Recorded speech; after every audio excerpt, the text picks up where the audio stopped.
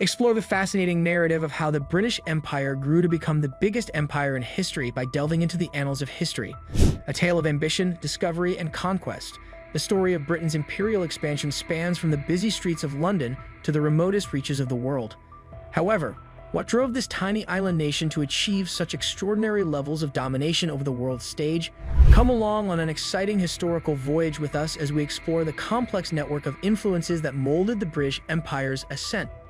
How did a country with such lowly origins come to exercise such enormous power? Explore the intricacies of colonization and uncover the influences that molded the contemporary world. The British Empire was a global network of colonies, protectorates, and other dependent nations that over the course of about 3 centuries came to be governed by the British government and the British monarch. The concept of a British Commonwealth consisting of mostly self-governing dependencies that acknowledged an increasingly symbolic British sovereignty emerged by the 20th century as a result of the policy of granting or recognizing significant degrees of self-government by dependencies, which was encouraged by the empire's widespread reach.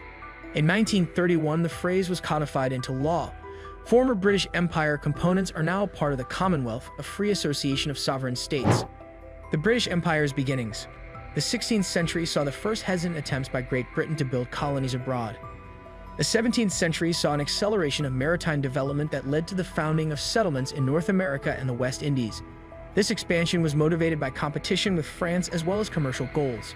By 1670, the British had established settlements in the Bermudas, Honduras, Antigua, Barbados, and Nova Scotia, in addition to colonies in New England, Virginia, and Maryland. Conquest brought Jamaica into possession in 1655, and starting in the 1670s, the Hudson's Bay Company made its home in what would eventually become Northwest Canada. The East India Company started building trade stations in India in 1600, and as a result of the company's expansion, the Straits settlements Penang, Singapore, Malacca, and Labuan became a part of the British Empire. James Island, located in the Gambia River, hosted the first permanent British settlement on African soil in 1661.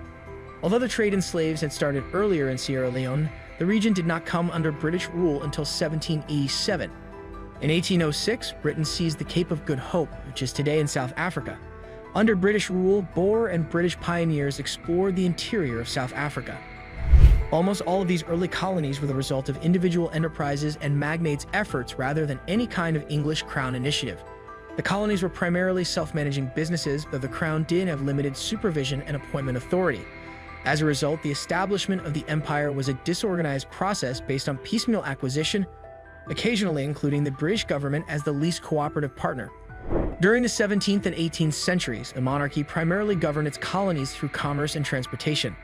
The colonies were given monopolies for their goods, including sugar and tobacco, in the British market because, according to the mercantilist ideology of the time, they were a source of essential raw resources for England.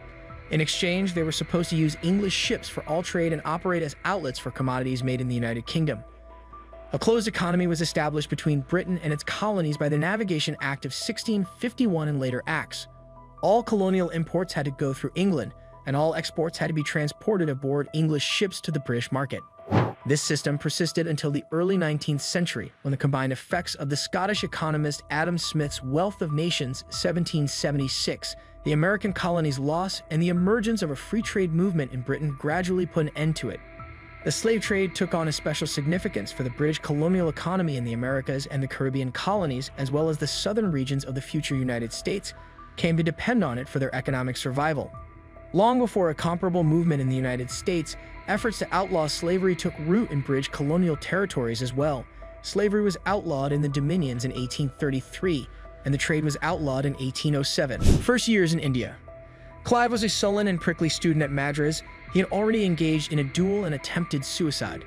In the governor's library, where he practically taught himself, he found comfort.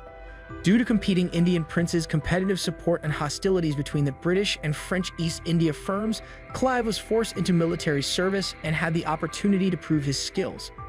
A French ally named Chanda Sahib was besieging Muhammad Ali, a rival with ties to the British, at the citadel of Trichinopoli in 1751. Clive proposed to spearhead a distraction operation against Chanda's Arcot base. He captured Arcot on August 31 with the help of 200 Europeans and 300 Indians, and he then successfully repelled Chanda's son's 53-day siege. This accomplishment turned out to be the game-changer in a struggle against Joseph François Dupleix, the French commander.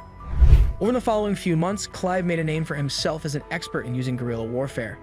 He departed Madras in March 1753, taking Margaret Maskelyne, his bride, and a sizable sum of money with him. He had been appointed a commissary in 1749 to oversee the provision of food for the troops. After making an unsuccessful bid for Parliament, he was dispatched to India once more in 1755, this time in the capacity of governor of Fort St. David and with an appointment as a lieutenant colonel in the Royal Army. He took troops that were supposed to drive the French out of India with him. Along the way, he seized the pirate stronghold at Garaya on the western coast at the behest of the Bombay administration. As soon as Clive arrived in Madras in June 1756, he got entangled in Bengali intrigues which would ultimately determine his future. The British East India Company conducted business in Bengal under the protection of the viceroys of the Mughal emperor, who held sway over the region. The main city, Calcutta, had surpassed Madras as a commercial hub, with the most lucrative business in India. Due to a disagreement with the British regarding the fortification of the city, Suraj al-Dawla, the newly appointed Nawab of Bengal, attacked and took control of the fort in 1756. Joint stock companies function. Joint stock corporations like the Levant Company and the East India Company were granted monopolies on English trade to and from specific locations when Queen Elizabeth I issued them multiple royal charters. These businesses were essential to England's international development. Following Elizabeth I's death in 1603, James VI of Scotland ascended to the throne and became King James VI of Scotland as well as England. James created several colony arrangements such as proprietary, charter, and crown colonies and carried on with efforts to found colonies abroad. Scotland's attempts at colonization. Scotland also attempted to build colonies abroad, although the most of these failed. The Darien scheme, which attempted to found the colony in 1698 with the goal of dominating the Panama Isthmus as a commerce route, was the most noteworthy failure. The plan failed miserably and caused Scotland's financial crisis. Attempts were made to bring the English and Scottish parliaments together at the start of the 18th century.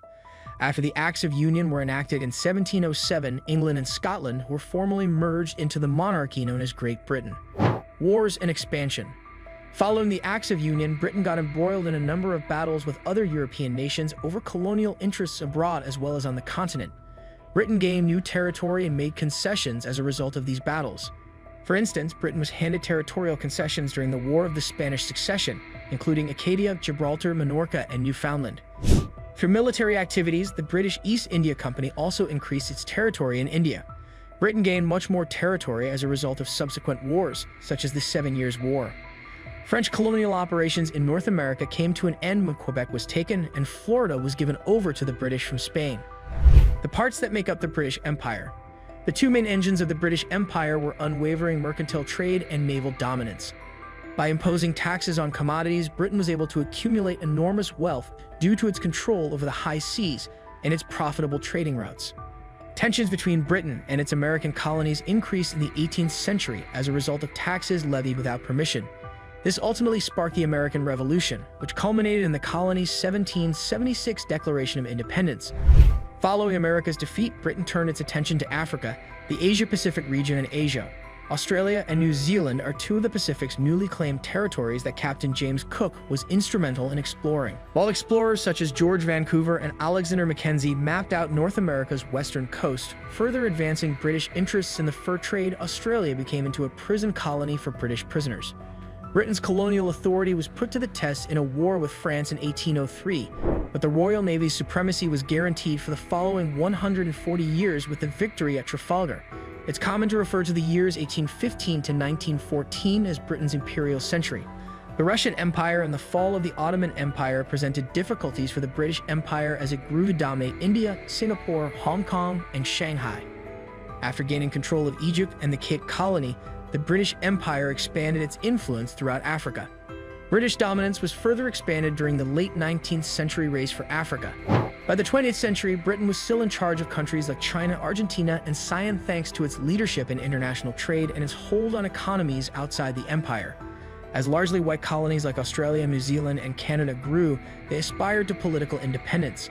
Ireland attempted home rule but was unsuccessful in its quest for independence. Germany and the start of World War I in 1914 were the biggest challenges to the empire. With its riches and military might, the empire was instrumental in the conflict, but the war signaled the start of the empire's demise. Ready to delve deeper into the story of the world's largest empire? Subscribe now and uncover the fascinating history behind the British Empire's rise to global prominence.